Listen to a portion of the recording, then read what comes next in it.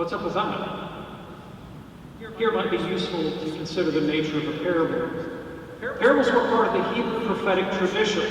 So let's look at the way the prophet Nathan used the parable of the poor shepherd to rebuke King David. David hears Nathan tell of a poor man who had only one ewe, a sheep he loved like one of his own children.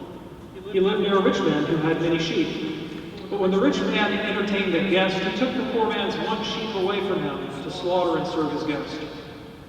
When David heard the story, he became furious and he insisted the man who did this must die.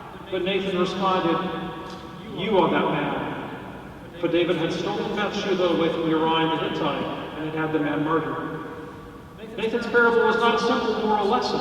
It was a tool to get David to recognize the gravity of his crimes. It was his gotcha. The meaning of the parable was not obvious to David, and that's the point. David didn't have an opportunity to formulate a defense, and because of that, the parable was able to provoke a moral insight.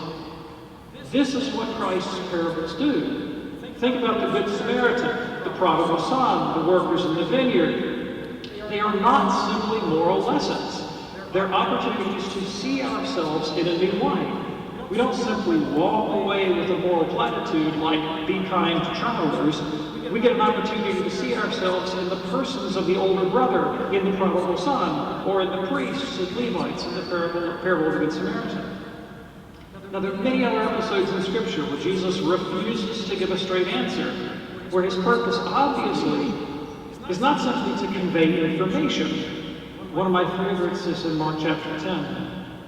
In Mark 10, a man runs up to Jesus, kneels before him, and asks, "Good teacher, what must I do to inherit eternal life?"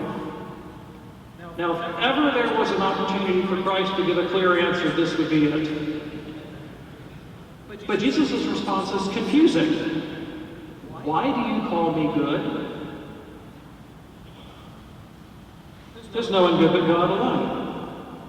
You know the commandments, keep them. In other words, you already know what to do. Leave me alone. It's as if Christ were dismissing him. Well, you know the end of the story. The young man says, I have kept him. I have kept him.